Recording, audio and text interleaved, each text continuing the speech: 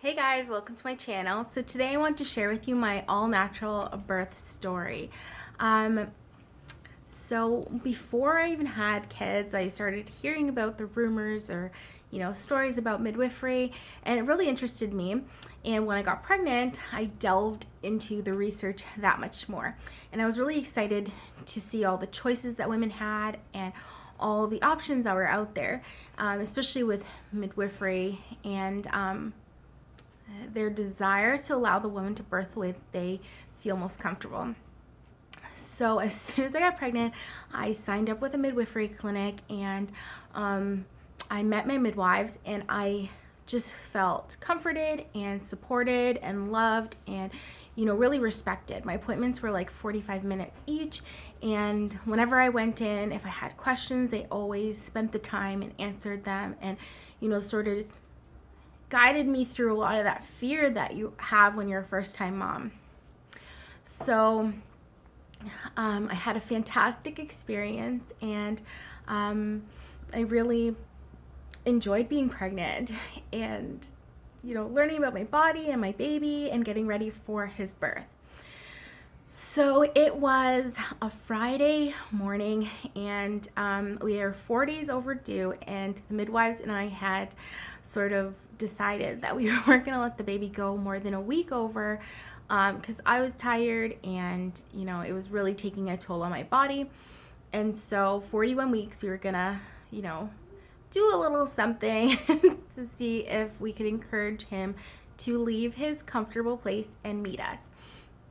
So before all of that happened, 4 days past due date, he decided that that was his day. So it was a Friday morning, about 3 a.m. I woke up, and I was having sort of like cramps that were going from across my belly, down my legs, and I needed to go to the bathroom like trip after trip. So one of the trips I saw my mucus plug discharge, and I was like, oh my goodness, like today is it, this is it. But in all the excitement, I always remembered what I was told, that it's a long process and you really do need to save your energy for the end. So I tried to get back into bed and get more rest. I took some Tylenol and Gravel just to try and like ease the pain a little bit or discomfort and get into like a good sleep cycle. Well, that wasn't possible because, like I said, I kept running to the bathroom, and it was about 9 o'clock in the morning, and my husband woke up, and because he works in the evening, so he's usually up later and then sleeps later. So we woke up, and I was like, okay, like I think today is the day, like you need to call into work, like we're having our baby. So like a first time dad, he was all excited, and he did call into work, and he like went out to shop and like get things to prepare for the events of the day. From the beginning, like I knew that my mom is a very like big worrier. She's a retired nurse, and I didn't want her to be panicking and sort of like scaring me into doing things that I wasn't ready for. So I didn't really want to tell her right away that I was in labor, because as a first time like grandparent, I knew she would be excited and like fly right over. So around noon, I remember, things were like ramping up, and I was feeling more discomfort. I was already 9 hours in, and so hubby's like, okay, well, we better call the midwives and let them know what's going on, and like get them over here. So I called the midwives, and they're like, basically like how you're talking to me on the phone, like I'm not really thinking that you're super close to labor, but I'll come over and check you. So the midwife arrived at my house, and we were in the bedroom, and she checked me, and she's like, oh, you're 5 centimeters dilated. Like, that's amazing. Like I thought I was going to have time to go home, but I'll stay. So for the next couple hours, we spent like watching Jim Gaffigan, and, I was rolling my hips on a exercise ball, and we ate, we talked, we laughed. My mom came over, and things were going really well. I was happy, like between contractions, I was able to still, have normal conversations and everything. So it was about 4 o'clock, and the midwife checked me again, and it was like 7.5 centimeters dilated. So she's like, okay, we should plan to start heading to the hospital because we're going to hit traffic. It's 4 p.m. Like things are going to start to get busy, and you don't want to be like in full-fledged labor and dealing with sitting in the car in traffic. So we got everything together, we put everything in the car, we got in the car, and we headed off to the highway, onto the highway. So the hospital was 2 stops away on the highway, and it was the longest 2 stops ever. We hit the traffic that we were trying to avoid, and like each contraction was just miserable. Like I'm sitting in the car with my seatbelt on, you know, you can't move and change position to get comfortable.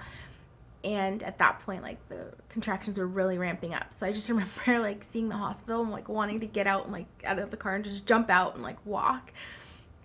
But we made it, and I got up to the floor, and my midwife had already prepared my room and everything. And I thought, okay, like I'm gonna get into the birthing tub and just like relax and you calm my mind, calm my body with like warm water.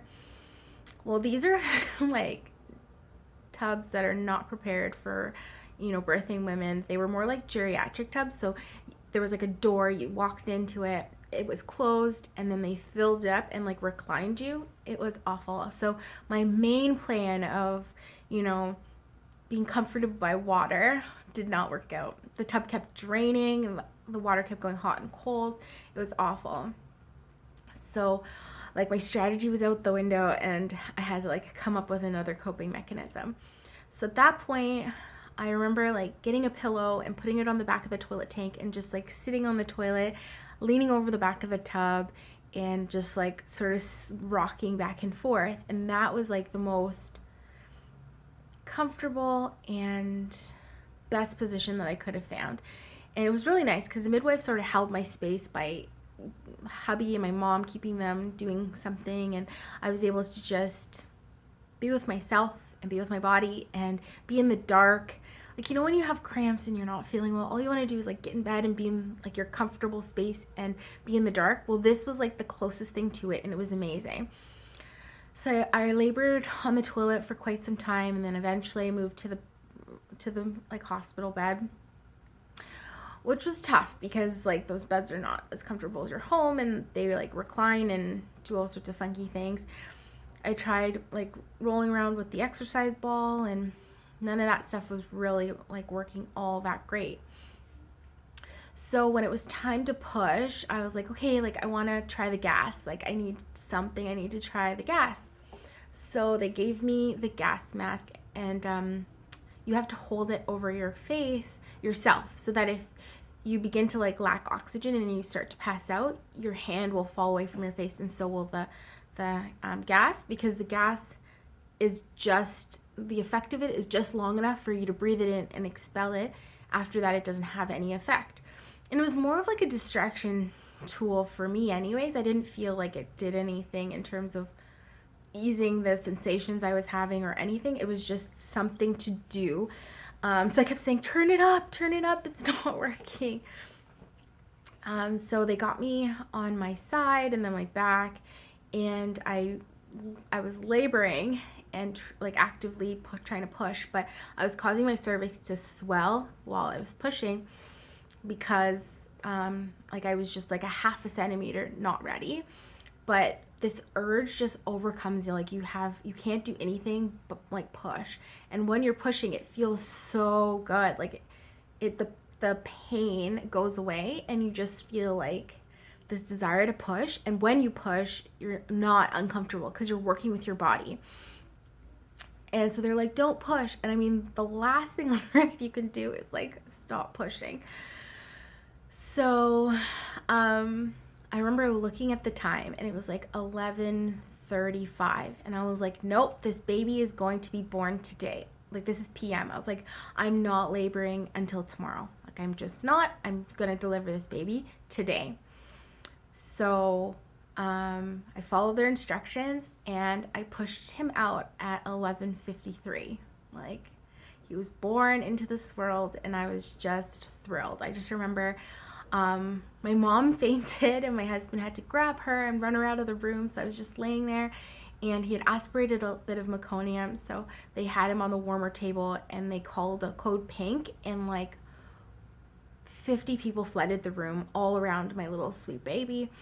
And they were all like caring for him and taking, you know, whatever precautions they needed. He was breathing, he was fine.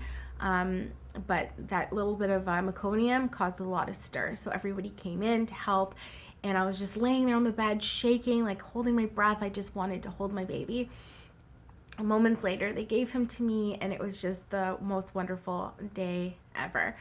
I did tear slightly, like I needed 2 stitches to repair that. I guess it was from the time I was pushing, but it was nothing serious, nothing dramatic or drastic, and I would do it 100 times over. Like, it was the most beautiful experience I've ever had, and I remember that day so fondly. It's unbelievable. So with my second child, things are completely different, and if you want to hear that story, then definitely I'll try and record it soon. So hit that subscribe button and come back and check out my second delivery story. So with him, things were completely different. I had developed a condition that I could no longer have midwives as my primary caregiver, and so I had to have an OB, and it had to be a medicalized pregnancy, medicalized birth. And so I've literally had both sides of the spectrum, where I was able to make a lot of like autonomous decisions, like weigh the pros and cons and decide if I wanted certain tests or whatnot. I had the opportunity to have a home birth, a hospital birth, a birthing center birth, like, in water, out of water, whatever I wanted, to a medicalized birth where a lot of those choices were unfortunately taken away from me. So with all these experiences, I did become a doula, which is a support person for laboring families, women and their immediate families that need support, and postpartum doula, where those early weeks I come and I help you take care of your little one, give you and your partner both a rest so you can sleep and recover. I'm there to feed and hold and love on your children until you are rested and ready to go at it again. So I absolutely love what I do. I love supporting women in birth and, really advocating for them and helping them find their voice and their, independent path to childbirth, because no 2 births are ever alike. And, it can be such a special moment that you should make it yours no matter where you birth. If you want to bring, those candles to the hospital, or essential oils, or you want massage, or whatever it is, like, I facilitate all of that. So if you're interested in learning more about that, I will put some more information down below about doulas in the description box. And I'm a doula in the Toronto, Ontario neighborhood because I'm Canadian, but you can find a great doula anywhere you are in any country. So thanks again for watching. Subscribe to my channel, hit the thumbs up button, and come back for more when I get my second birth loaded. Bye guys.